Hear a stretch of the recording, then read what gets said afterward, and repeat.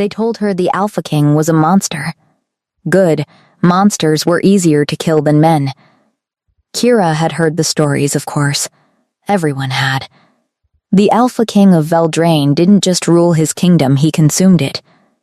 Villages that refused tribute found their wells poisoned by morning.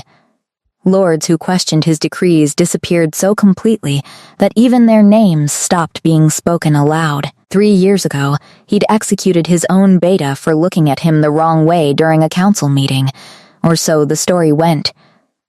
Stories had a way of growing teeth the further they traveled from their source.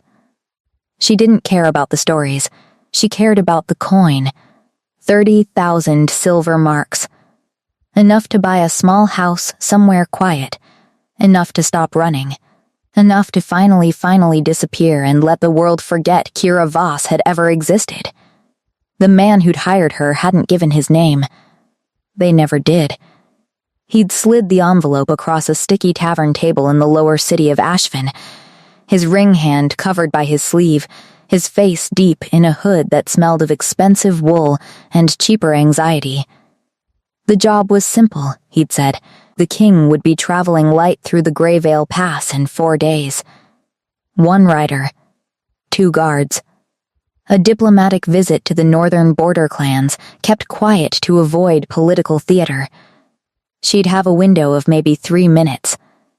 3 minutes was enough. She'd done harder jobs in less. What the hooded man hadn't mentioned, what she'd discovered herself through 2 days of careful watching, was that the Alpha King's light travel included a full dozen shadow wolves running the tree line on either side of the pass. You couldn't see them if you didn't know what to look for. She knew what to look for. She'd adjusted her position accordingly. Now she lay flat against the cold rock shelf above the pass, her body still in the way she'd taught herself over years of practice, not rigid, not relaxed, just present. Her crossbow was loaded. The bolt tipped with a compound she'd bought from a very nervous apothecary in the merchant district who'd asked no questions because she'd paid him enough not to have any. It wouldn't kill a full alpha on contact. Nothing short of a blade through the heart did that reliably. But it would slow him, disorient him. Give her time to come down from the shelf and finish the job up close. She preferred up close. Distance made you sloppy. It let you pretend you hadn't done the thing you'd done. The pass was quiet except for wind and the soft sound of her own breathing. Then, hoofbeats. She saw the first guard crest the bend, a broad man on a dark horse, his posture alert but relaxed. Experienced, the kind of man who'd been doing escort work long enough that he'd stopped being afraid and started being competent instead, which was actually more dangerous. Second guard followed 6 feet behind, scanning the opposite ridge. Neither of them looked up at her shelf. Why would they? People didn't hide on rock shelves in the Greyvale Pass. It was too cold, too exposed, too difficult to reach. Which was exactly why she was there. Then the Alpha King came around the bend. She'd expected a large man. Alphas always ran large. She'd expected the kind of physical presence that made lesser wolves step back, without understanding why. She'd expected cold eyes and the specific blankness that powerful men cultivated to make themselves seem untouchable. She had not expected him to be laughing. Not a performed laugh, not the kind that powerful men deployed at court to signal approval and create loyalty. This was a real one, slightly undignified, prompted by something one of the guards had apparently just said. His head tilted back slightly with it, and, for a second, just a second, she saw something that didn't match any story she'd been told. He looked like a man who was, against his own better judgment, genuinely amused. She exhaled slowly. It didn't matter. Laughing men died the same as any other kind.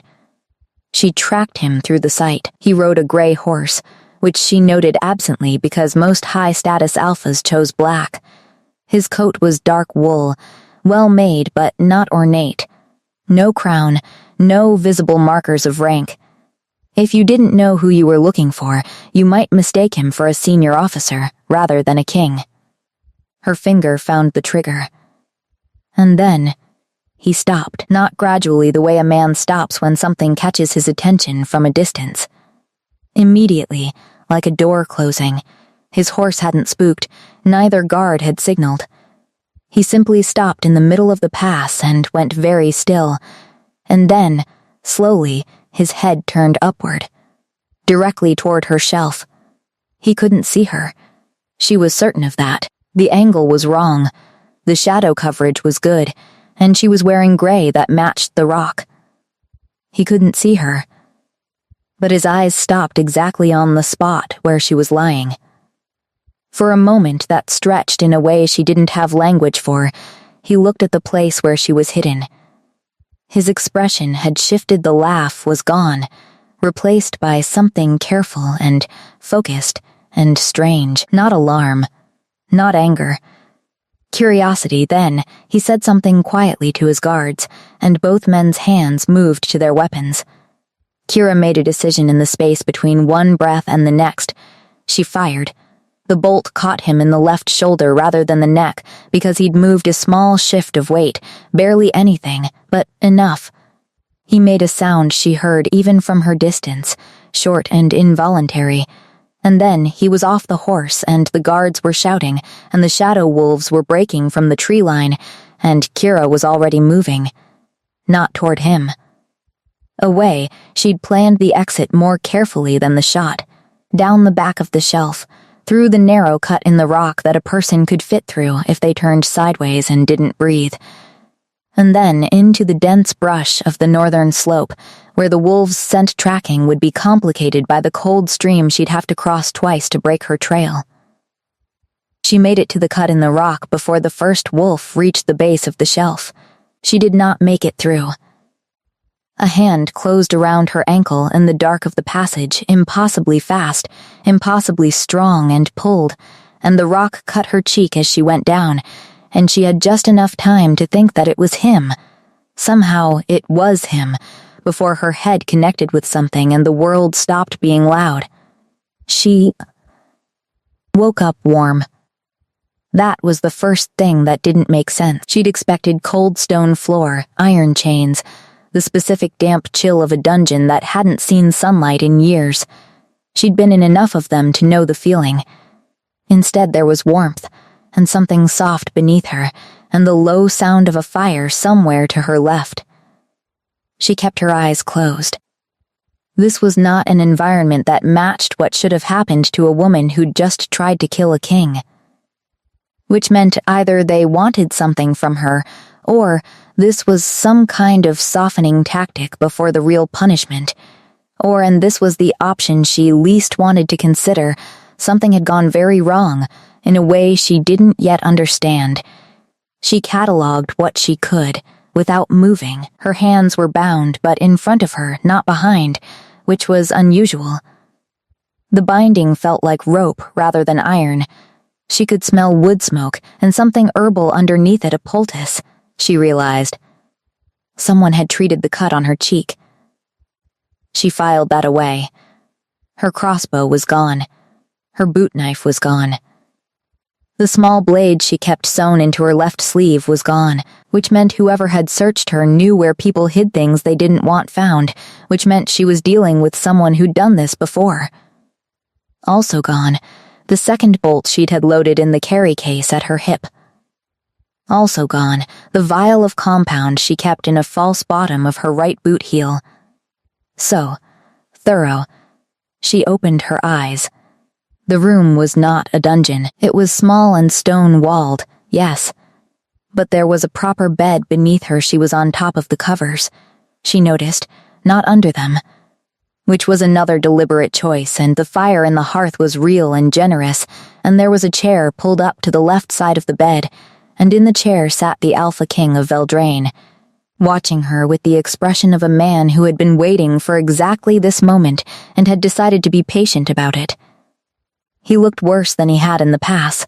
There were lines of tension around his eyes that hadn't been there before, and his left shoulder was wrapped in bandaging that showed a faint red stain at the center. He'd removed the heavy wool coat and sat now in a linen shirt with the sleeves rolled to the elbow, which felt aggressively casual for a king sitting in a room with the woman who'd just shot him. His eyes were a dark, unclear color in the firelight. Gray, maybe, or something close to it. He said, "You're better at hiding than running." She said nothing. "The cut on your face isn't deep," he continued, in the same even tone. "It'll bruise, but nothing permanent. You hit the passage wall with your left shoulder, so that'll be sore for a few days." He paused. "You can thank whoever designed that passage for not making it slightly narrower. As it stands, I fit through it, but only just." She looked at him steadily. "You shouldn't have been able to follow me that fast." "No," he agreed. "I shouldn't have. You were hit. I was." He shifted slightly, and she caught the small tightening around his mouth that he controlled quickly. So the shoulder hurt more than he was showing. "Useful, the compound on your bolt was well chosen. My legs went unreliable for about 4 minutes. 4 minutes should have been enough." "It should have been," he said. "And yet..." He looked at her for a moment. "What's your name? You don't know?" "I know what the man who hired you calls you. I'm asking what you call yourself." She felt something shift in the conversation, though she couldn't have said precisely what. "Kira, Kira," he said it plainly, not repeating it the way powerful men sometimes did to signal ownership of a thing, just acknowledging it. "I'm Aldrich. Though I suppose you already know that. Everyone knows that. Do they?" He stood, slowly favoring the left side without appearing to mean to. He moved to the fire and stood with his back to her for a moment, which was either a gesture of trust or a calculated performance of one. She wasn't sure which. "The man who hired you. Describe him." "No," he turned, not with anger she'd braced for anger. Instead, he looked almost like she'd said something interesting. "You're protecting him." "I'm not protecting anyone. I don't give up clients, even clients who sent you to die." She kept her expression level. "I didn't die. Not for lack of his trying." He moved back to the chair but didn't sit. Instead, he leaned against the wall beside it, arms crossed, studying her with the kind of attention that people usually only gave to things they were trying to solve. "The man who hired you knew about my travel route through Greyvale. He knew the exact timing. He knew I'd be riding with reduced protection." His voice stayed even. "That information was known to exactly 6 people, including myself. Which means one of them is selling me to anyone with enough coin and a capable enough killer." She said, "That's your problem. It becomes yours," he said, "when I tell you that whoever sent you will assume the job is done either way. If you killed me, he pays you and disappears. If you failed, if you're sitting in this room right now, he still disappears. And you become a loose end." She knew he was right. She'd known it the moment she'd woken up warm instead of dead. A client who betrayed a king betrayed everyone. That was just logic. She said, "What do you want?" He was quiet for a moment. The fire popped. Outside, distantly, she could hear wolves moving his pack, circling, which meant they knew she was awake. "I want the name," he said, "and in exchange, I won't hand you to my council, who would very much like to make a public example of you." He paused. "I'll also tell you why, when you fired that bolt, something happened that has never happened to me before." She looked at him. "What happened?" She said, though some part of her already knew she wasn't going to like the answer. He met her eyes, and for a moment the careful evenness in his expression cracked just slightly, something underneath it uncertain in a way that a man like him probably never allowed himself to be uncertain. "My wolf," he said quietly, "recognized yours." The fire crackled in the silence that followed. Her chest did something complicated. She said, "That's not possible." "No," he said, "it's not." He picked up the chair and set it down closer to the bed, and sat in it, leaning forward with his elbows on his knees, looking at her with that same focused, unsettled expression. And yet here we both are, sitting in a room together when, by any reasonable logic, one of us should be dead, and I think we need to have a conversation about that. She didn't sleep that night, not because of the binding. He'd had a guard cut it before leaving the room, which surprised her more than anything else that had happened so far. Not because of the shoulder, though it throbbed with the specific insistence of an injury that hadn't decided yet how serious it wanted to be. Not because of the wolves she could hear circling the building through the night. Their movements quiet and regular, close enough to remind her of her situation without being close enough to feel like a threat. She didn't sleep because of what he'd said. My wolf recognized yours. She'd spent 11 years building a life on the specific foundation of not having a wolf. Or rather, of having one that didn't work correctly. When she was 16, her pack's elder had sat her down with the particular expression of someone delivering news they'd rather not deliver, and told her that her wolf was dormant. Not absent, there was still something there, the elder had said carefully, something that registered on the old sensing techniques they still practiced. But dormant in a way they'd never encountered, quiet in a way that couldn't be woken. She'd been asked to leave the pack 3 months later, not unkindly, as these things went. But asked. A packless omega with a sleeping wolf had no place in a functioning community. She'd understood that even then. What she'd built in the years since was harder and quieter, and required her to be useful in ways that had nothing to do with pack dynamics or wolf bonds or any of the things she'd been told she would never have. She was good at her job. She was thorough and careful, and she didn't make mistakes very often, and when she did, she learned from them and didn't make them again. She had made a mistake today.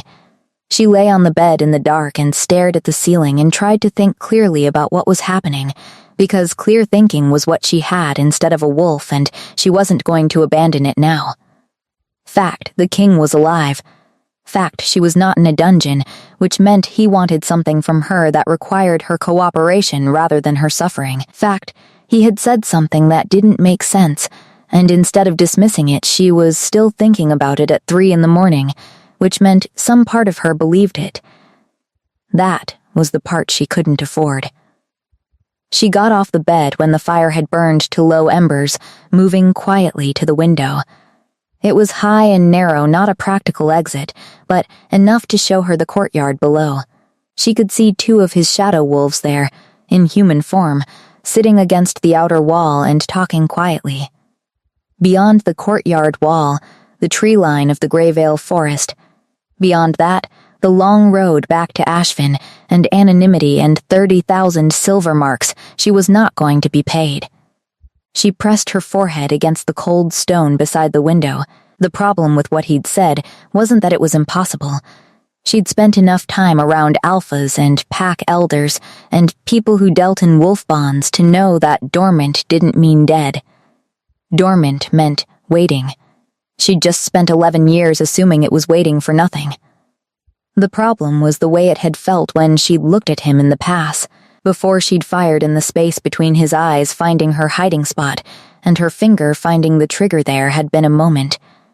Small, unremarkable from the outside, just a moment where something in her chest had pulled toward him, with a specificity that had nothing to do with 30,000 silver marks or professional focus, or any of the things that were supposed to be guiding her decisions. She'd filed it away as adrenaline. The body did strange things under pressure. She filed it away again now. The door opened at dawn. It wasn't him, it was a young woman carrying a tray, who set it on the table near the fire without meeting Kira's eyes and left without speaking. The tray held food, real food, bread and something warm in a bowl, and a cup of something that smelled like black tea, and Kira stood looking at it for a long moment before sitting down and eating, because refusing it accomplished nothing, except making her weaker. She was halfway through the bowl when the door opened again. Aldrich looked like he hadn't slept either. He was in a different shirt, the shoulder freshly bandaged, and he'd done something functional with his hair that suggested practicality rather than vanity. He was carrying his own cup, not tea, something darker, and he stopped when he saw her at the table, and something in his expression shifted into something she couldn't quite name. "You're eating," he said. "Obviously, my counsel thinks I should have you in chains. Your counsel sounds sensible." He made a sound that was almost a laugh and crossed the room to lean against the wall opposite her, which was apparently his preferred position for conversations he found difficult. "I told them you were cooperating. That's a generous description of what's happening. It's a hopeful one." He looked into his cup. "Did you sleep?" "Did you?" He glanced up. No, something in the honesty of it caught her off guard. She'd expected deflection, a king's automatic move toward dignity over admission. Instead, he just said it plainly, the way someone said something true because they were too tired to construct something more impressive. She said, "Why am I not in chains?" He was quiet for a moment. Then, "Because I think whoever sent you is planning a second attempt. And I think if I put you in chains, you'll find a way out of them and disappear, and I'll have lost the one person who might be able to help me figure out who wants me dead before they try again with someone I don't." He stopped. She waited. "Before they try again," he finished. She noticed what he'd almost said. She let it sit there between them without picking it up. "You want me to work for you," she said instead. "I want to offer you a choice, which is more than most people get when they've shot me." She looked at him across the small room. In the daylight coming through the high window, he looked less like a king and more like a man who was carrying a significant number of things and had stopped expecting help with any of them. She didn't know why she noticed that. She filed it away with everything else. "What's the choice?" she asked. He laid it out without dressing it up, which she appreciated. Option 1. She told him the name of the client, submitted to a formal counsel review, and was most likely imprisoned for a period decided by people who had every reason to be severe about it. Option 2. She worked with him, quietly, off any official record, to identify who wanted him dead before a second attempt could be organized. In exchange, her own record, such as it was, would be quietly managed, not erased. He was specific about that. "Managed. Why not just get the name out of me?" she said. "You have wolves. You have resources. I've found that people who do your kind of work are very good at not remembering things under pressure," he said. "And besides," he set his cup down, "I need someone who can move through the channels that hired you. Not someone who looks like they work for me. Everyone will think I failed the job and ran." Exactly, she considered this. It was a reasonably constructed offer. It was also, she noted, an offer that kept her close to him, which served purposes beyond the stated ones. She wasn't naive enough to miss that. What she was less certain about was whether the purposes beyond the stated ones were calculated or involuntary. "How do you know I won't take the second option and just disappear?" she asked. He looked at her steadily. "Because you're still here." She wanted to argue with that, and found she couldn't construct a clean argument, which annoyed her. 3 weeks, she said finally. "I'll give you 3 weeks. If we haven't found anything useful by then, we'll renegotiate. I'll leave, and you won't send anyone after me." He was quiet for a moment. Agreed, she watched his face. He meant it. She was good at reading faces. It was occupational necessity, and he had the specific quality of someone who found dishonesty effortful. Which didn't mean he was incapable of it. It just meant he preferred not to. "There's one more thing," he said. She waited. "About what I said last night." He wasn't quite meeting her eyes, which was the first time she'd seen him struggle with something as simple as eye contact. "I wasn't fabricating it. When you fired, there was a recognition." "My wolf," he stopped. Started again. "I've had wolves react to a threat before. This was different. This was don't," she said. He looked at her. "Don't say it again yet," she said. "I need to." She stopped. She almost never stumbled over words. She found them too reliable to misplace. I need more time with that information before it goes into any plan we're making. He studied her. Then he nodded. Once. All right. What she didn't tell him, what she filed away in the same place as everything else she wasn't ready to look at directly, was that something had happened when she'd woken up that morning. Before she'd gotten off the bed. Before she'd gone to the window. In the early dark of the room, lying still and listening, she'd felt something in her chest do something it had never done in 11 years. Stir, not dramatically. Nothing so obvious as a voice or an image. Just a shift. The way a sleeper shifts without quite waking. Something that had been still for so long that she'd genuinely stopped believing it was there. She did not think about what had caused it. She thought about the job instead. The man who hired me, she said.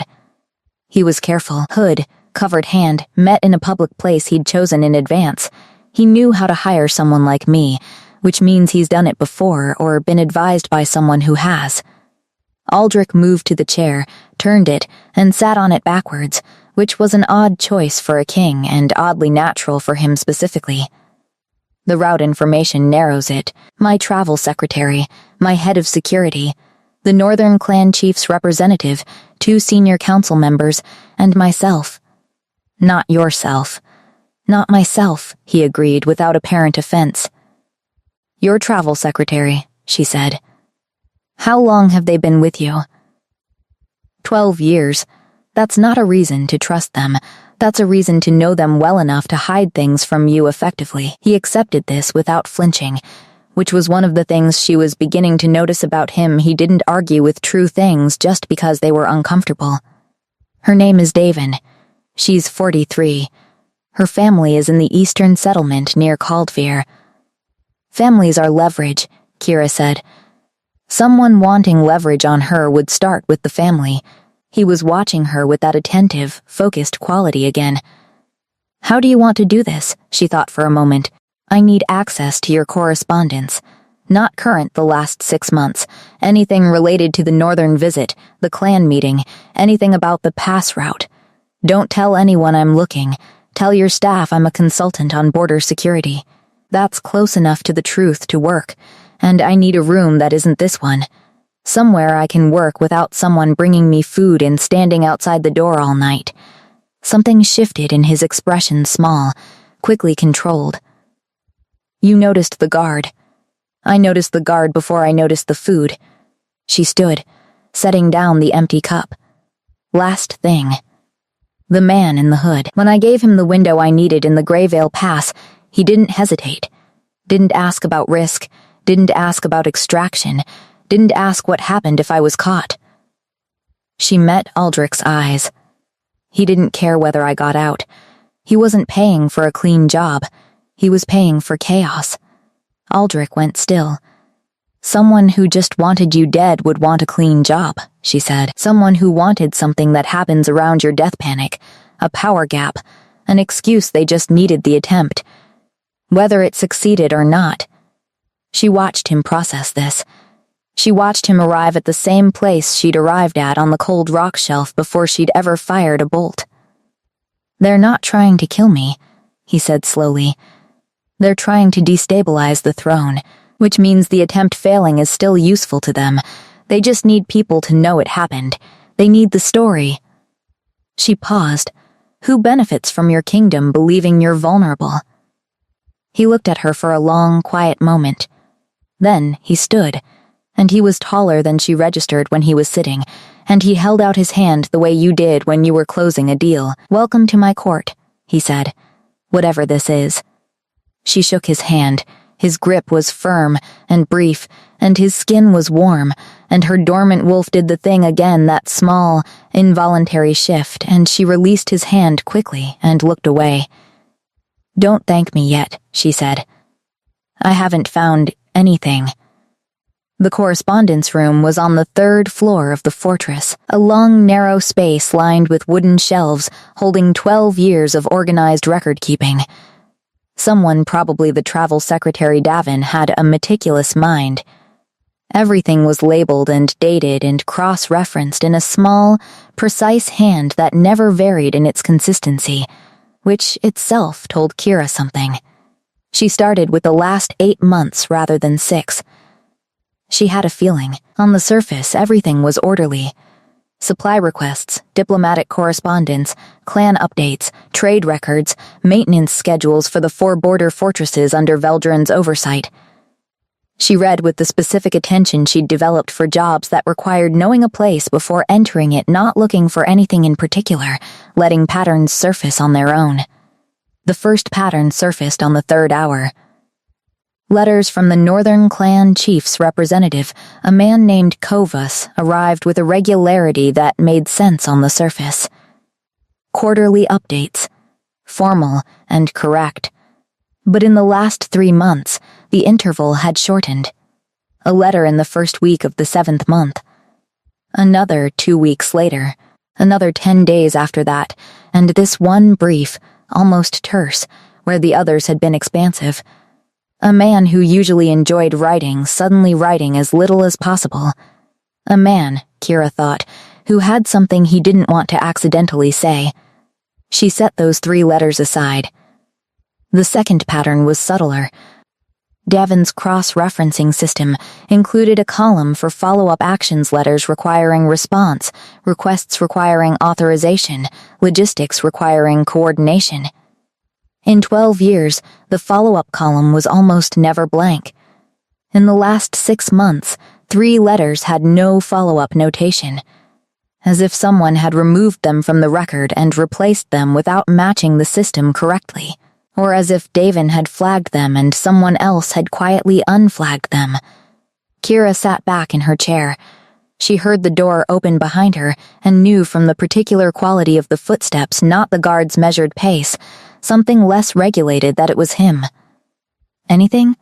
he said. "Possibly. Come look at this." She spread the 3 letters from Kovas on the table. Your clan representative is uncomfortable about something he started being uncomfortable about 3 months ago. His letters get shorter exactly when they should have more to say. The northern visit was being planned during this period.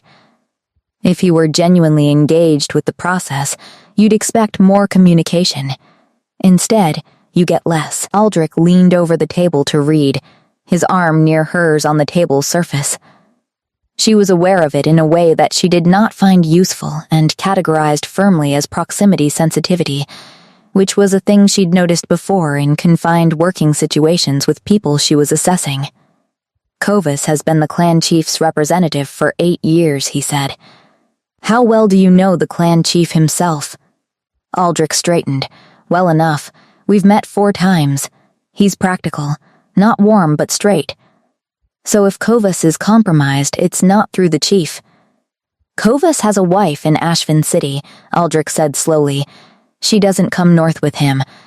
They've been there, were rumors, a year ago that the marriage wasn't. He stopped."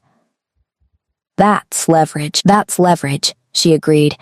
Someone with something on him would use the distance. He's away from home for months at a time. Easier to pressure someone when they're isolated. She tapped the 3 unflagged letters. These were removed from Devon's system, but whoever did it didn't fully understand how the system works. She'd have noticed eventually. Has she noticed? I don't know yet. That's the next conversation. She looked at him. How do you want to approach it? He thought for a moment, standing with his arms crossed, looking at the spread of letters on the table. She'd noticed that he thought before speaking consistently, which was rarer than it should have been in people who held power. Most people with authority had learned to fill silence with sound, because silence felt like weakness. He didn't seem to have learned that. "Let me speak with Davin first," he said. "Alone, she's been with me long enough that if I come to her directly, she'll tell me what she knows. If you approach her, she'll protect the system. Fair.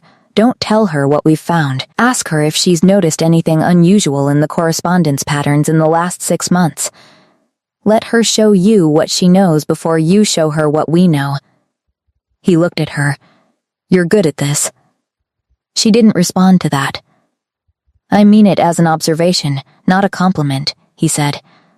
I'm trying to understand what kind of asset I'm working with. An asset who spent most of yesterday trying to kill you. Most of yesterday, he agreed. Not all of it. There was something in his voice when he said that, not quite humor, not quite something else, something in the middle that she didn't have a clean category for. She turned back to the letters. Go talk to Davin, she said. I'll keep reading. He was at the door when she said, without looking up, the man in the hood. One detail I didn't mention earlier. His sleeve shifted when he was reaching for the envelope. There was a mark on his wrist lower forearm, right side. Not a tattoo, something older. A brand. She heard him go still. What shape? He said. A line with a break in it, like a road that ends. Another silence. When he spoke again, his voice was different. Quieter and more careful. That's the mark of the Veldris dissenters. A group that was expelled from the kingdom 14 years ago. He paused. Before I took the throne. She looked over her shoulder at him. His expression had closed into something focused and hard. My father expelled them. He said they were dangerous and politically destabilizing. I was 17. I thought he was being decisive. He met her eyes. I spent the next 3 years after he died finding out what he'd actually done to them. What had he done? Enough, he said, that their children would grow up wanting someone to pay for it. The room felt different after that. Not colder, just heavier. That changes the shape of this, she said. Yes, it's not about who benefits from your vulnerability. It's about who has been waiting long enough to do something about your father's debts, and chose me to collect from, he said. Neither of them said anything for a moment. Outside the narrow window, the gray afternoon light was starting to fail toward evening. Go talk to Devon, Kira said quietly, and then come back and tell me everything your father did to the dissenters that you know about. He left without answering. She turned back to the correspondence. Her chest did the thing again. She pressed her hand flat against the table and concentrated on the letters.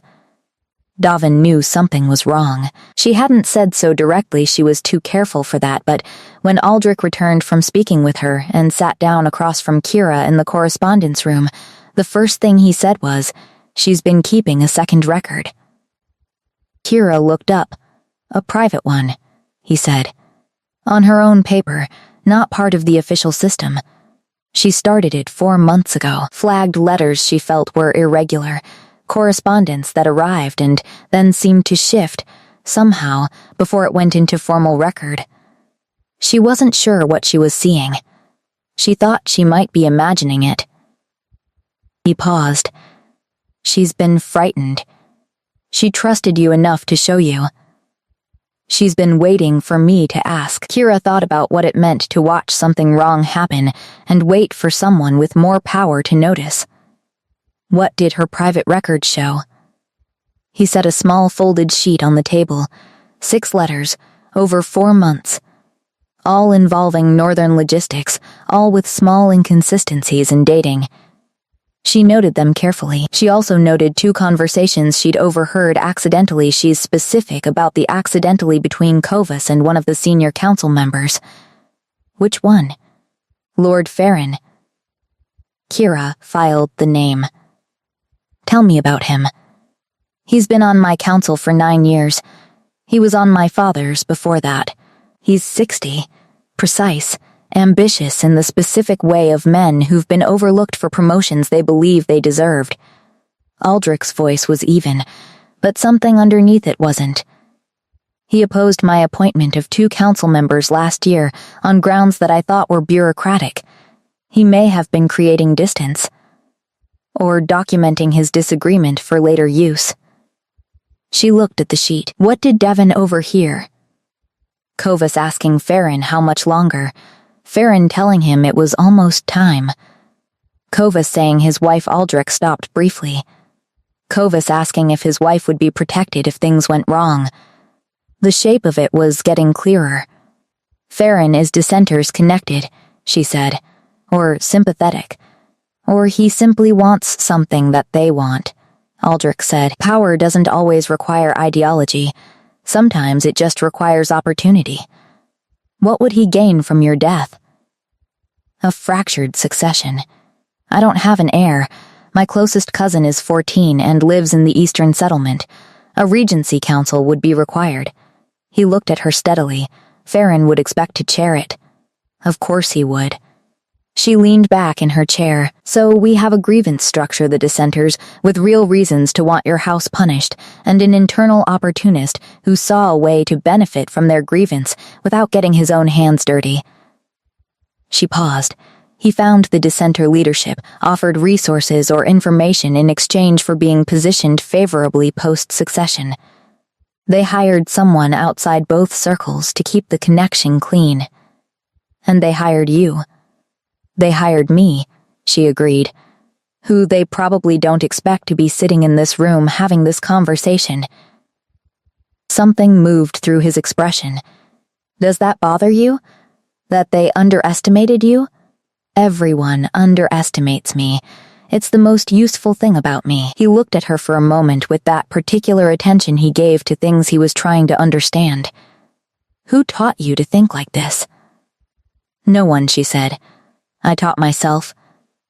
It turns out that when you're packless and your wolf doesn't work and you have no one to depend on, you learn to think very carefully about every situation you walk into.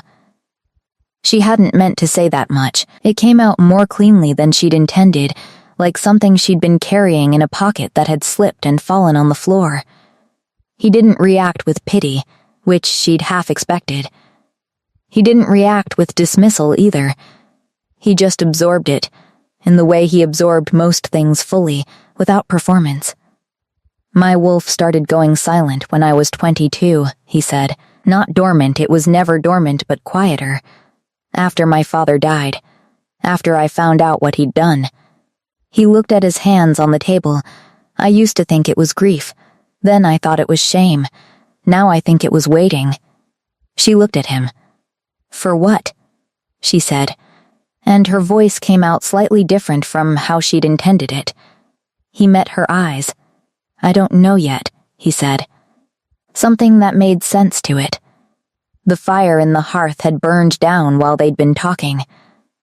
Outside, the night was fully established now, the courtyard quiet. Somewhere below, a wolf called one of his shadow pack and was answered from the tree line. Her wolf did the thing. She pressed her hand against the table again. We need to get Farron to reveal himself without knowing he's being watched, she said, pulling the conversation back to the work. He won't move openly. He'll wait for another attempt. Unless we give him a reason not to wait, Aldrich said. She looked at him. What if the story changed? He said slowly. What if the story became that the attempt succeeded? That I was injured in the past, which is true, and the injuries were more serious than reported. That the king was incapacitated. That the court was in a state of managed uncertainty. He leaned forward slightly. Farron would move.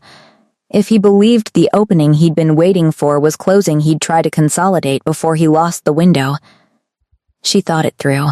But you'd have to genuinely disappear from public. No council appearances, no visible management. Your staff would have to believe it, or at least perform believing it convincingly enough that Farron believed them. Davin, he said. She's the right person to manage the appearance. She's already been keeping her own records for 4 months. She's been waiting to do something useful with what she knows. Kira paused. She'll do it. But it has to be her choice. Everything should be people's choices, he said. Then, quieter, when possible. She looked at him across the table for a moment. The firelight was low and the room was small, and she was aware again of the proximity in a way that she was choosing not to examine. Get some sleep, she said. Your shoulder looks worse than it did this morning. He glanced at it, as if he'd forgotten. It's fine, it isn't, but you'll ignore it either way, so I'm not arguing. She stood, collecting the letters into a neat stack. Tomorrow we talk to Davin. Then we decide how to set the trap. He stood too. At the door he paused. Kira. She looked at him. Thank you, he said. Just that, not elaborated, not performed. She turned away before her expression could do something she'd regret. "Don't thank me yet," she said. "I haven't saved you." "No," he said from the doorway, "but you didn't kill me either. Tonight, that's enough." The plan required her to become someone she wasn't, which was the part she was best at. Davin agreed immediately, in the quiet and decisive way of someone who had been waiting for an action to take rather than a problem to watch. She was a compact woman in her mid-40s with a face that showed intelligence more than warmth, and she listened to the full plan without interrupting, and when Kira finished she said simply, "When do we start?" They started the next morning. The story was careful and specific.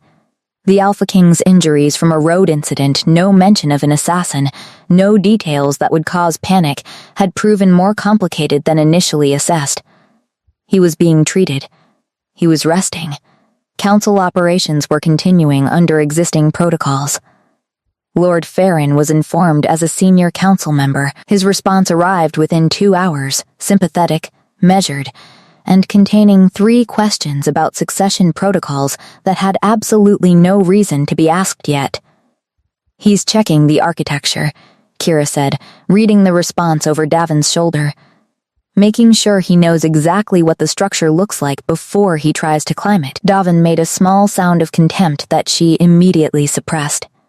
Professional habit.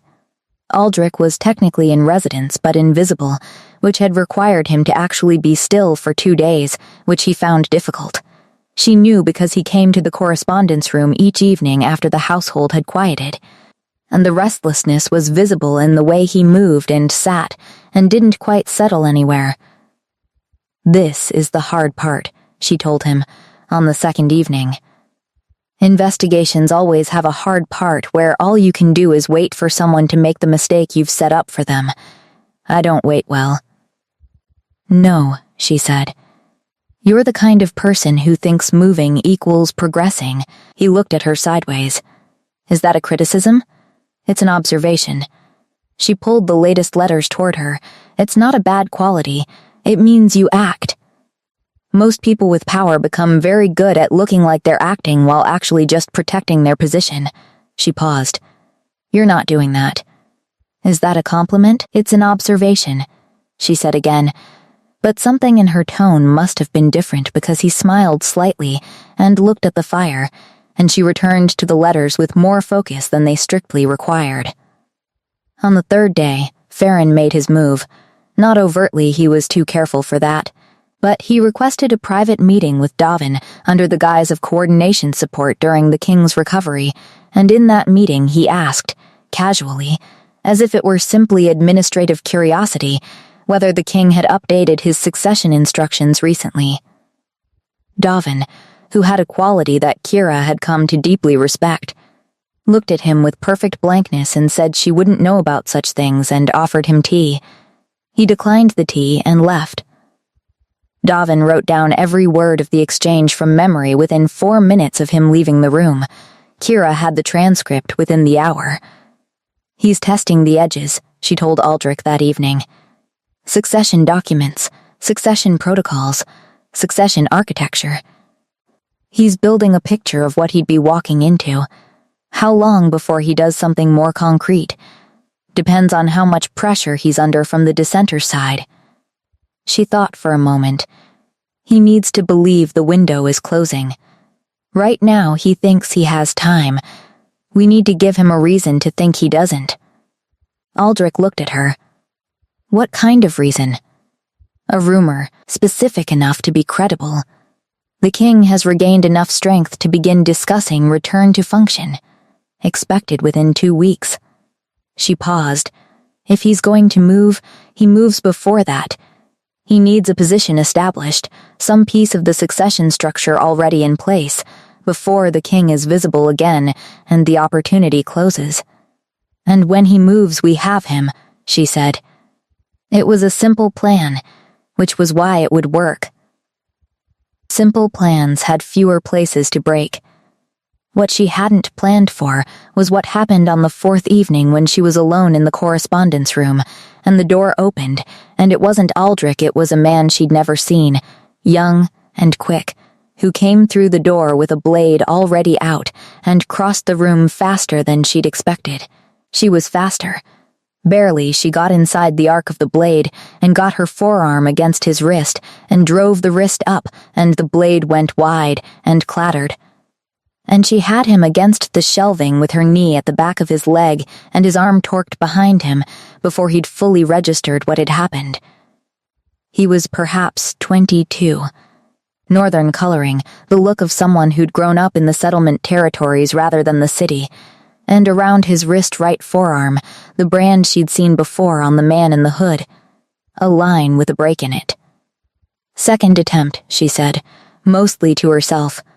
Third, he said through gritted teeth with an accent she now recognized as specifically Northern settlement. You weren't the second, you were just the most expensive. So there had been someone else between her and this boy. Someone who'd also failed and apparently not survived the failure, given that he wasn't currently in this room. She increased the pressure on his arm just slightly. Who sent you specifically to this room? He said nothing. You walked through a fortress of wolves and found a specific room with a specific person in it. Someone gave you directions. She kept her voice level. I'm not going to hurt you beyond what's already happening. But I need the name. I don't know his name. No one knows his name. He's just the man. Describe him. Old, precise, his hands. The boy swallowed. His hands are always clean. He smells like ink and something cold. Farron, she heard the door and knew from the footsteps that it was Aldrich. She heard him go still in the doorway. He's a dissenter, she said without turning.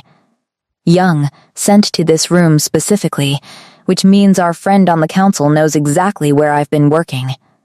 She paused.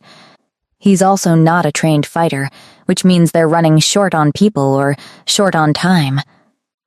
Aldrich's voice, when it came, was quiet. Are you hurt? No, she kept her hold. The boy? A pause. She could hear him thinking. Alive, he said finally. We'll need what he knows. She released her hold carefully, keeping herself between the boy and the door. He sagged slightly against the shelving, cradling his arm, looking between them with the expression of someone recalculating every assumption. Aldrich crossed the room and stood in front of him.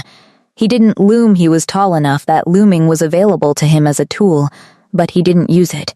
He just stood and looked at the boy with something that wasn't quite patience and wasn't quite recognition and was somewhere between them. How old are you? He asked. The boy blinked. It wasn't the question he'd been expecting. 19. Were you born in the Northern settlement? A hesitation. Then, yes. Aldrich was quiet for a moment. My father destroyed that settlement 14 years ago, he said. I know that. I've spent 3 years trying to understand what that means and what, if anything, can be done about it. He paused. The man who sent you here has his own reasons. They're not the same as yours. The boy looked at him with a mixture of hatred and something that wasn't quite either of the things hatred usually sat next to. I know, the boy said finally. Very quietly, I know they're not the same. Kira looked at Aldrich. He was looking at the boy with an expression she hadn't seen on him before. Something open in it. Something that cost him something. Tell me your name, Aldrich said. The boy's name was Bren. He was 19, as he'd said, and he had a younger sister still in the Northern settlement who he'd come to the capital city trying to find work for, because the settlement had never properly recovered from what Aldrich's father had done to it 14 years ago, and the crops had failed for the second year in a row, and his sister was 15 and hungry, and Bren had been willing to do a lot of things for the man with clean hands and the cold smell if it meant his sister wouldn't be. He said all of this in the small room off the corridor where they'd moved him, sitting on a wooden chair with his arm wrapped and his face set in the expression of someone who'd decided that if things were already this bad, they might as well be honest. Kira sat in the corner and listened and watched, and occasionally asked small, specific questions that redirected Bren's account without interrupting its momentum. Aldrich sat across from the boy and listened without performing patience, actually patient, actually present. This, she thought, was the difference between a king who rules and a king who leads. One managed people, the other actually saw them. The man with clean hands had found Bren 3 weeks ago. He'd made specific promises: money, the sister's situation resolved, settlement resources in exchange for a service that he'd described as justice for what the crown had taken. He'd framed it carefully, Bren said. He hadn't mentioned assassination directly until the second meeting. By the second meeting, Bren had already taken the money. He knew what he was doing, Kira said, not unkindly. He knew exactly what he was doing, Bren agreed. His voice was flat with a self-disgust she recognized. I told myself it was justified. It probably is justified. He glanced at Aldrich. What your father did, people died. Actual people. My uncle. 2 families from the Eastern Cluster, a healer who was there trying to help and got caught in it anyway. He stopped. It doesn't actually matter whether it's justified. I still couldn't do it. Is that why you came to this room instead of the king's chamber? Kira said. Bren looked at her, then away. The man with clean hands gave me the room number. He said, you were the obstacle. A pause. I thought if I removed the obstacle without he didn't finish. Without touching the king, she said. He didn't confirm it. He didn't need to. She looked at Aldrich. He was looking at Bren with an expression that was careful and complicated and held no performance in it at all. Your sister, he said. What's her name? Bren looked at him with something that was almost suspicion. Kara. How old is she, exactly? 15, 16 in the winter month. Aldrich nodded slowly. There are positions in the Eastern Settlement Administration that are open. They pay fairly. They're not glamorous, but they're stable, and they provide family housing. He paused. I can have that arranged. Not as payment, not as exchange, because your father's generation shouldn't be your sister's inheritance. Bren stared at him. You'll still be held for what you attempted here, Aldrich said. I won't pretend otherwise, and I won't insult you by pretending it's straightforward. But the council can hear context. Context matters in what follows. He met the boy's eyes. And I need you to tell me everything you remember about the man with clean hands. Bren told them everything. It wasn't Farron's name he gave them, he didn't know the name, but the details he described matched Farron with specificity that could have been coincidence, and wasn't. The precise manner, the careful speech, the particular way he held himself that said administration rather than action. The fact that he'd specifically mentioned dissenter grievances in terms that suggested familiarity rather than sympathy, a man who knew the shape of a wound he hadn't suffered. After Bren had been settled with a guard, who Kira had specifically selected for being less aggressive than most, she and Aldrich stood in the corridor and she said, We have enough. We have enough, he agreed. Tomorrow, we end the recovery fiction. You return to visibility. Farron will know he's missed the window. He'll either run or he'll move fast. She thought for a moment. He'll run. He's too precise to panic into action, and when he runs, we let him. We have Bren's account, Davin's records, the correspondence patterns, and the testimony of the dissenter contact who sold him the information about your route, which Bren can identify. She paused. You don't need him to move. You need him in a room being asked formal questions with all of that laid on the table in front of him. Aldrich leaned against the corridor wall and looked at the ceiling for a moment. She'd noticed he did this, sometimes looked up instead of forward, a brief redirect, when he was processing something that required more space than a conversation allowed. 3 weeks, he said. She glanced at him. You said you'd give me 3 weeks. He lowered his gaze to her. It's been 10 days. I'm aware. I'm not saying it to collect on the arrangement, he said. I'm saying it because in 10 days you've done more than my entire security apparatus did in 4 months of not knowing there was a problem. He paused, and because I find myself, he stopped. She waited. I find this significantly more difficult to think about than I expected it to be, he said. Which was not quite what he'd started to say. She was almost certain.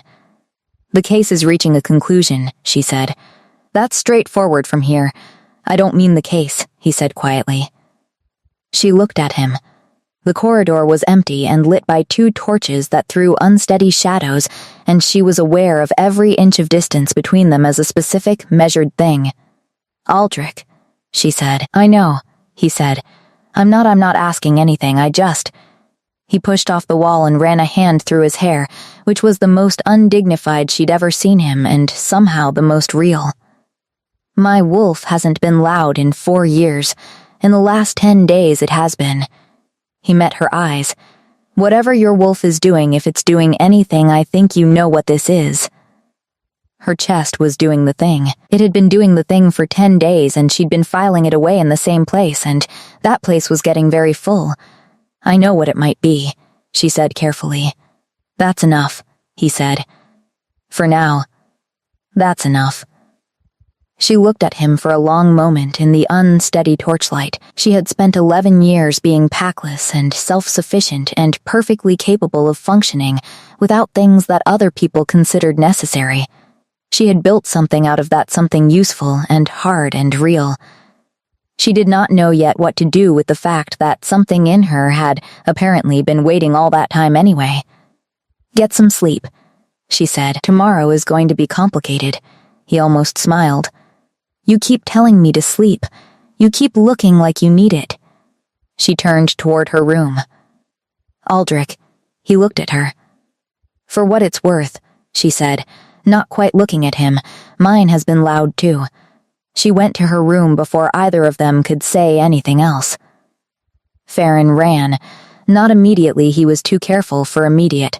He attended the morning session where Aldrich appeared in full health and visible authority, and his expression during that session was a controlled, impressive performance that Kira, watching from the gallery above, would have admired professionally if she hadn't been specifically watching for the micro-moments when it slipped. A tightening at the jaw when Aldrich mentioned the pass incident dismissively as a minor road difficulty, now resolved. A stillness that was just slightly too still when Aldrich asked casually how council operations had proceeded during his brief recovery.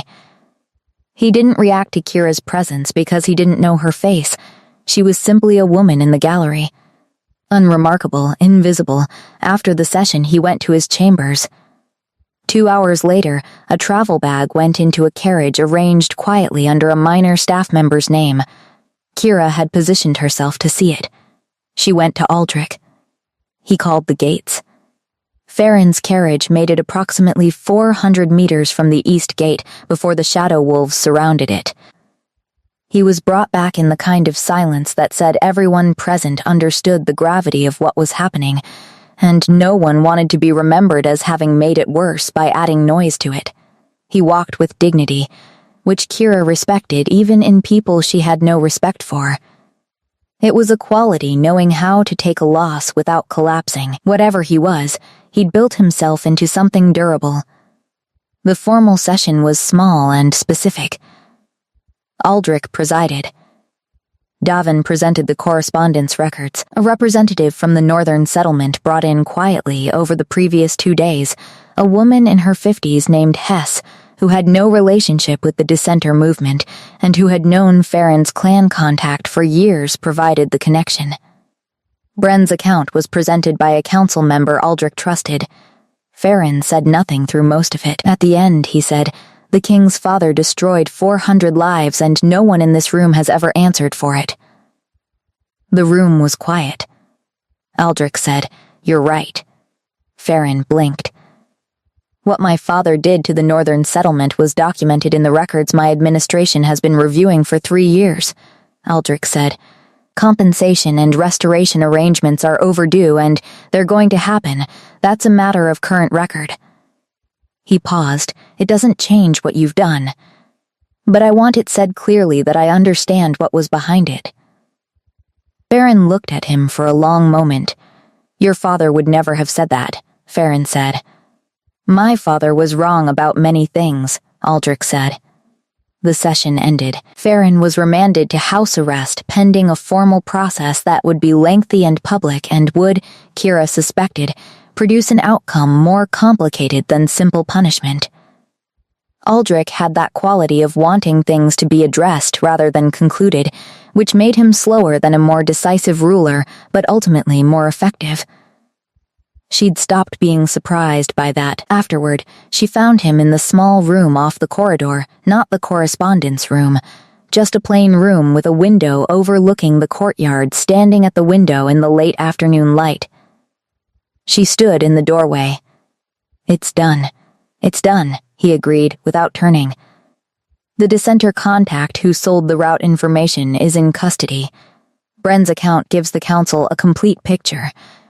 Kovas has agreed to testify. She paused. Farron will spend a long time in a room being asked questions, and I think you'll learn things you'd rather not learn about what's been happening on your council. I expected that. She watched him at the window. The light was doing something particular to the room, the kind of late afternoon light that made everything look more certain than it was. 3 weeks, she said. He turned. It's been 13 days, she said. I have 7 days left.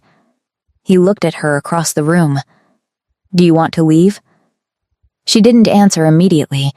She thought about the question honestly, the way she tried to think about everything honest directly, without flattering herself about what she wanted the answer to be. No, she said. Something in his expression shifted. Not relief, exactly. Something larger than relief. Something that had been held carefully for days, possibly longer. Kira, don't make it something large yet, she said. I don't know how to do this. I've been packless for 11 years and my wolf has been asleep, and I don't have experience with she stopped. I'm telling you that I want to stay. That's what I can say right now. He crossed the room. He stopped about a foot away from her, close enough that she could see the careful way he was holding himself, giving her space while being present, which was a balance most people couldn't manage. I won't ask for more than that, he said. He almost smiled. I'm not good at this either. In case that wasn't apparent, the crying in the pass, she said, when you looked directly at where I was hiding and I hadn't done anything to reveal my position. My wolf smelled you, he said. Or felt you. It doesn't translate cleanly. Mine did the same thing, she said. When I looked at you. She held his gaze. I almost didn't fire. He was quiet for a moment. Why did you? Because I didn't know what it meant yet. She paused. I still don't know completely. No, he said. Neither do I. She looked at him in the late afternoon light. He had a slight bruise still visible near his jaw from where he'd connected with the passage wall when he'd come after her. His shoulder was healing. She'd been obliquely tracking the bandaging without admitting to herself that she was doing it. He looked like a man who had been fighting for a long time and had recently, tentatively, started wondering if he might be allowed to stop. She knew what that felt like. She took one step forward, closing the distance between them. He went very still. She put her hand against his chest, not his wound. The other side, just above his heart. She felt it beating. Steady and a bit fast. She felt her own wolf stir in her chest, awake and certain in a way it had never been in 11 years. I'm still going to be difficult, she said. Good, he said. So am I. She tilted her face up. He kissed her carefully, like someone handling something he'd been afraid didn't exist, and then less carefully. And her wolf, for the first time in 11 years, was not dormant at all. The formal announcement of a queen had to wait. This was practical rather than sentimental. Aldrich's council was in the middle of the most complicated political restructuring it had seen in a generation. Farron's interrogation was producing exactly the ugly revelations Kira had predicted, and introducing a new queen simultaneously would divide attention in ways that served no one. Kira, who was deeply indifferent to announcement and deeply interested in effective timing, agreed with this assessment. She also stayed.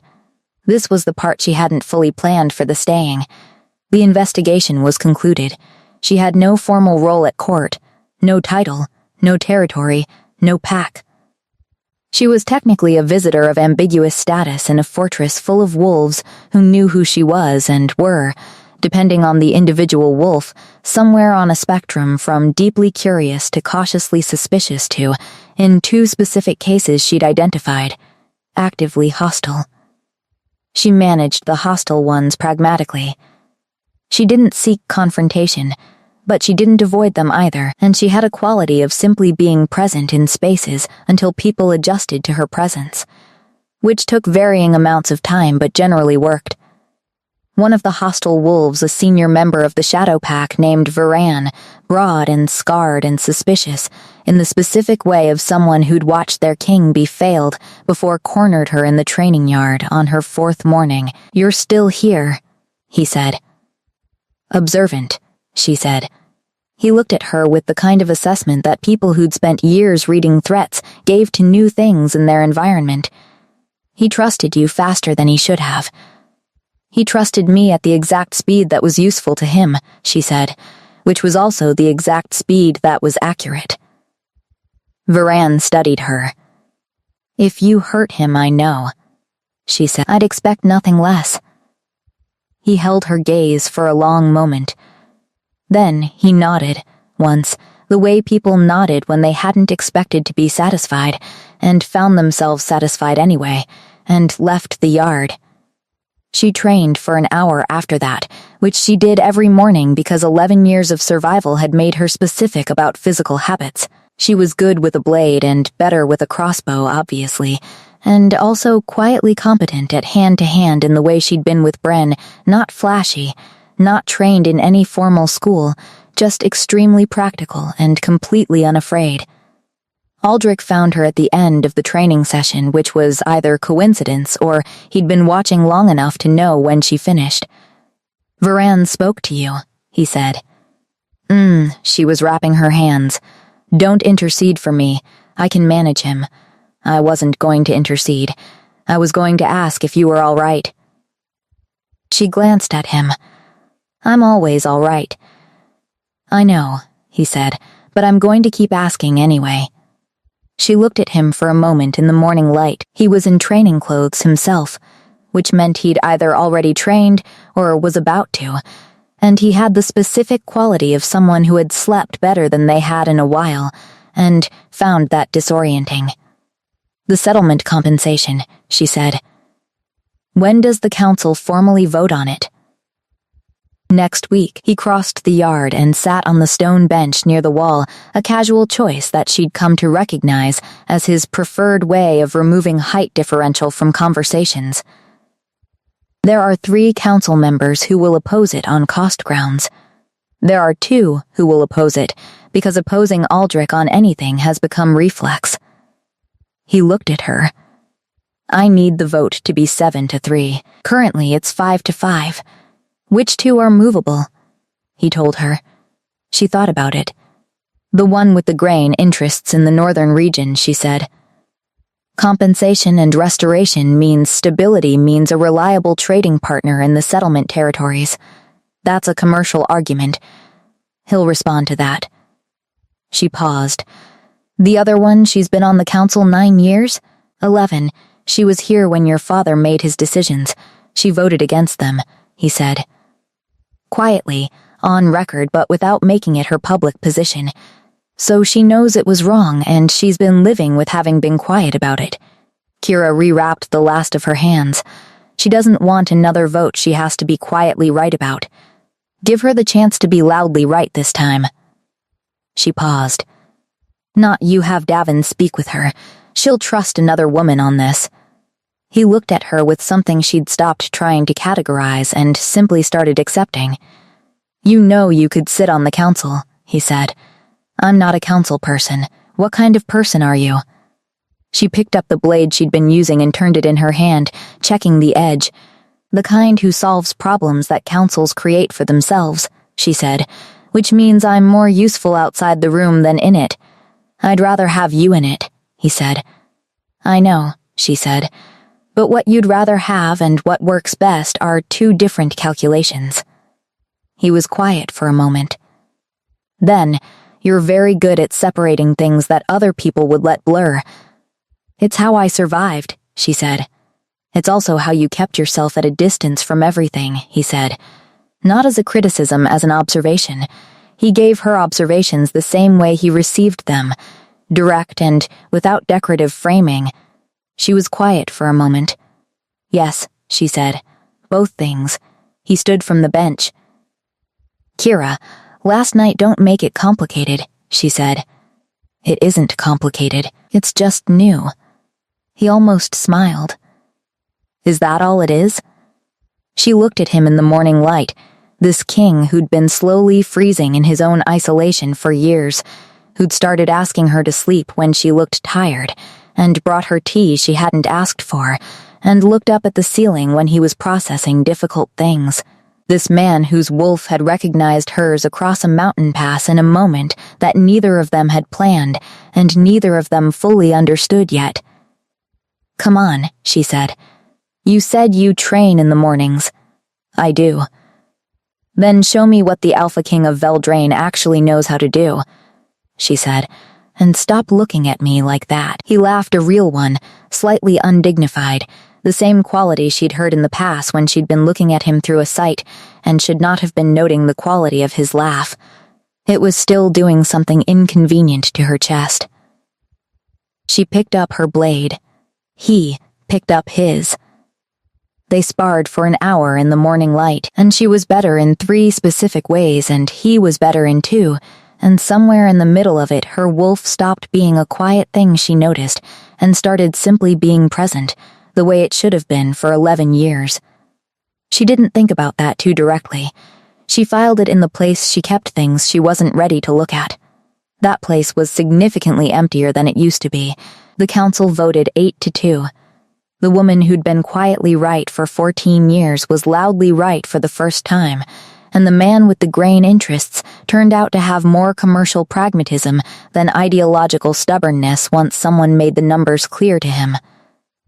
Davin delivered the news to Kira in the correspondence room where Kira had been working on a separate problem she'd identified while closing out the Farron matter, a pattern in the border fortress maintenance records that suggested someone had been systematically understating repair needs in the eastern fortress, either through incompetence or something less innocent.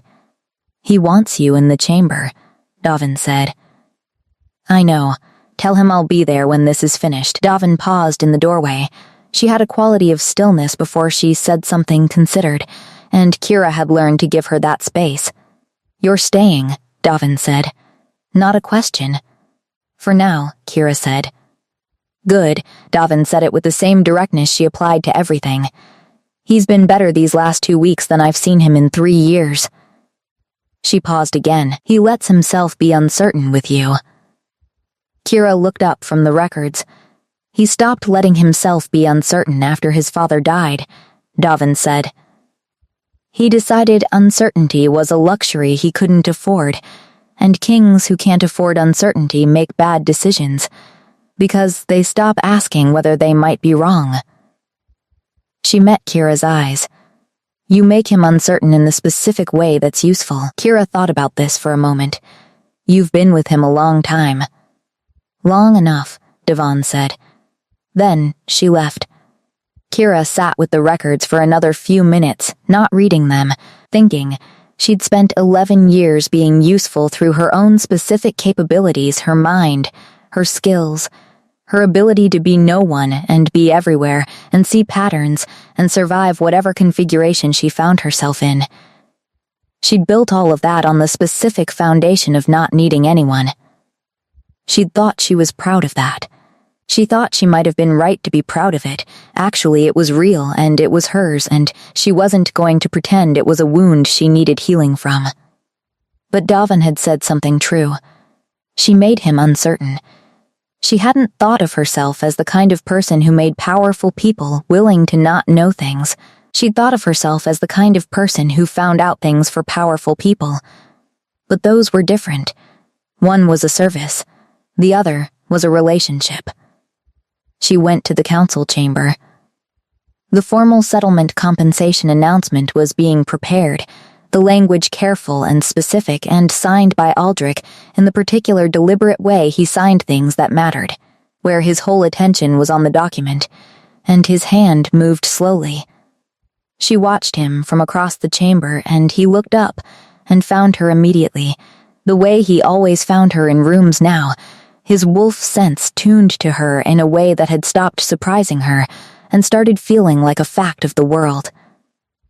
After the chamber cleared, he said, "You heard about the vote. Davan told me. I wanted you in the room. I know." She crossed to where he was standing at the long table. "I was finishing something. There's a problem in the Eastern Fortress maintenance records that I think you need to know about." He looked at her for a moment. Then he laughed quietly. "Of course there is. I'll write it up properly tonight. Kira."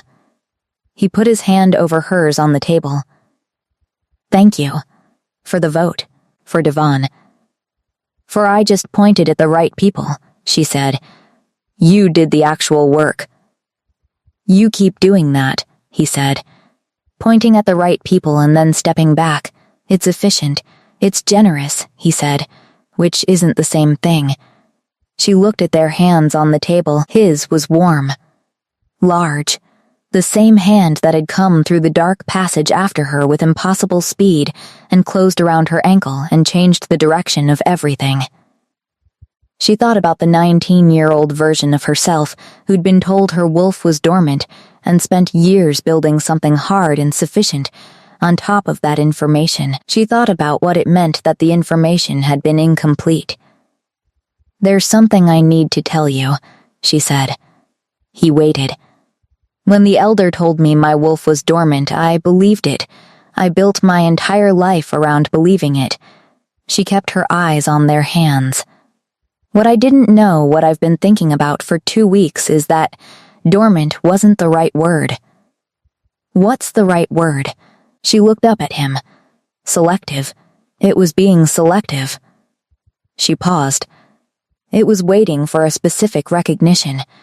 One I didn't encounter for 11 years. He held her gaze. "Until the pass," he said. "Until the pass," she said. He was quiet for a long moment. "What does your wolf say now?" She thought about the question honestly. She thought about the steady presence she'd been feeling for 2 weeks, no longer a stir or a shift or something she was filing away, just present, awake, certain in the specific way of something that has found the thing it was looking for. "Home," she said. The word came out more plainly than she'd expected. Not decorated, not qualified. Just the true thing. Aldrich looked at her with his mask entirely absent, which she was still not used to and still not sure she'd ever be used to, which she thought was probably fine. Some things were supposed to keep mattering. "Is that enough to stay on?" He said quietly. "It's enough to stay," she said. "The own is a different conversation." He almost smiled. "When?" "When I'm ready. That's acceptable," he said. "I'll wait." "You're not a person who waits well," she reminded him. "No," he agreed. "But I'm learning." She looked at him in the afternoon light of the council chamber, this king who'd been patient with her when patience wasn't his nature, and honest with her when honesty cost him something, and willing to be uncertain in ways she suspected he'd forgotten how to be before she'd arrived through a mountain pass with a bolt aimed at his shoulder. She thought about 30,000 silver marks and a small house somewhere quiet and the specific version of disappearing she'd been building toward. She thought about home. "The Eastern Fortress problem," she said. "Walk with me while I explain it." He fell into step beside her. His wolf was warm beside hers as they walked, and her wolf didn't stir or shift or wait, it just walked beside his, present and certain and completely awake. She didn't file that away.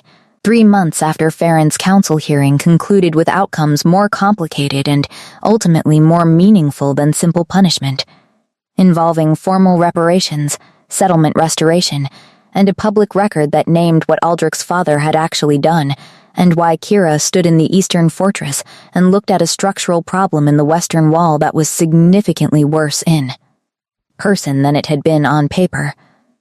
The records understated it, she said.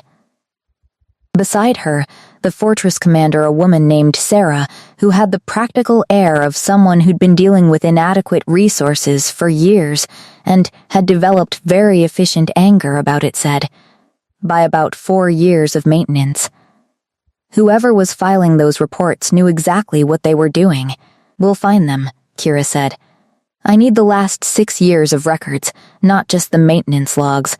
Supply requests, personnel transfers, anything that touched the eastern operations. I can have that within the hour. She had it within the hour.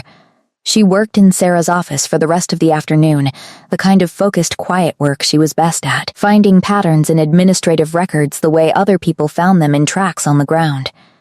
By early evening, she had the shape of it, a former supply officer who'd been skimming maintenance budgets for 3 years and covering it with underreporting, now stationed at a minor inland posting that was either a strategic distance from accountability or a coincidence she didn't believe in. She wrote it up carefully. She sent it ahead. Aldrich arrived at the eastern fortress the next morning.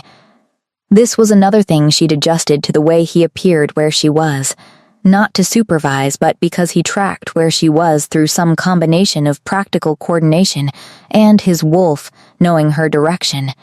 She'd tested this theory once by not sending ahead and found him redirecting a journey to arrive where she was anyway, which he was unself-conscious about to a degree she found both inconvenient and difficult to argue with. You could have sent this, he said, reading through her report at Sarah's desk while Kira leaned against the wall with her tea.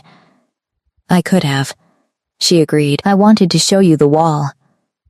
He looked up. It's going to be expensive, she said. I wanted you to see it in person so you understand what the number means. He studied her. You could have just told me that. Telling isn't the same as seeing. She pushed off the wall. Come on. She showed him the wall.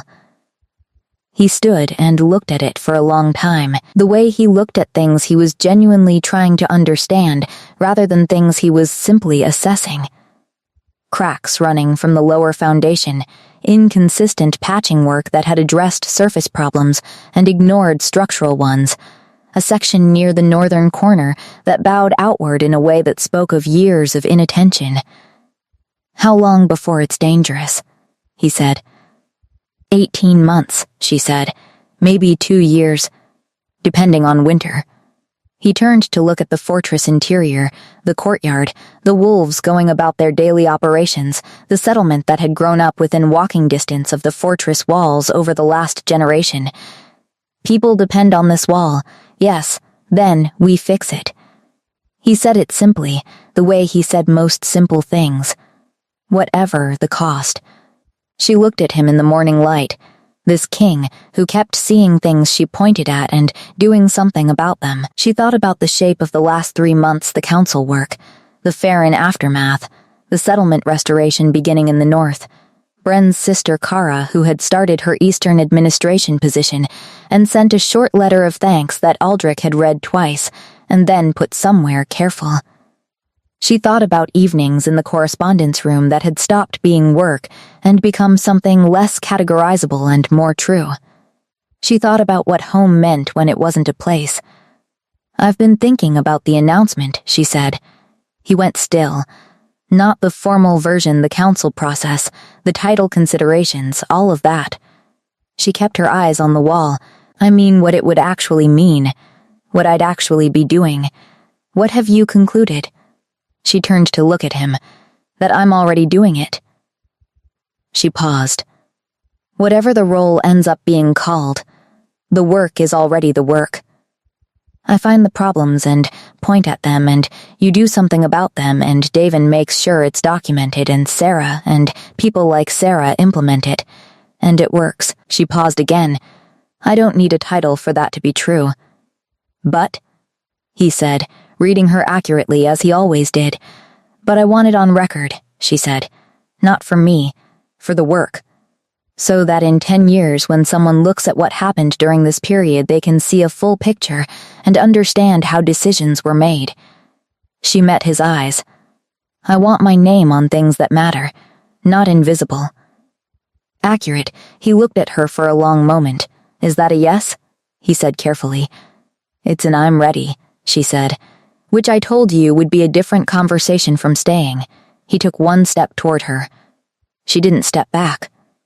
I've been waiting, he said, since about the third day.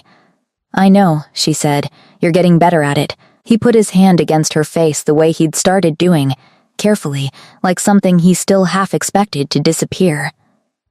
Her wolf settled against his in her chest, warm and present and no longer any kind of dormant. She pressed her hand flat against his and held it there. The wall first, she said. He laughed quietly against her hair. The wall first. Then the Eastern Supply Officer. Then that. Then we can talk about announcements. Kira. She pulled back to look at him. His eyes were warm and certain and held absolutely no performance in them whatsoever. I love you, he said. Just that. No elaboration, no context, no qualifying statement about difficulty or process. She held his gaze. I know, she said. He raised an eyebrow. I'm working on saying it back, she said. Give me a moment. Take your time, he said. I've got nowhere to be. She looked at him in the morning light of the Eastern Fortress, with its cracked wall and its administrative problems, and its wolves going about their daily lives within its walls, and the settlement growing beyond it, and she thought about all the places she'd stood in 11 years of being no one and going nowhere, and building something hard and useful and sufficient out of the specific material. Of having no one. She thought about what it felt like to have somewhere to be. I love you, she said. I find it inconvenient and occasionally overwhelming, and I'm not always going to be good at showing it in the ways that are recognizable. I know, he said. Neither am I, and I'm still going to be difficult. I know that too. Then we're agreed, she said. We're agreed, he said. Her wolf was not dormant. It had never been dormant. It had simply been the most patient part of her, waiting for the specific recognition that made everything before it feel like preparation. She took his hand. They walked back through the Eastern Fortress to do the work, and the wall needed fixing, and there was a supply officer to be found, and a kingdom to be run, and all of it was true and real and hers. She did not find any of it simple. She found all of it, finally, exactly enough.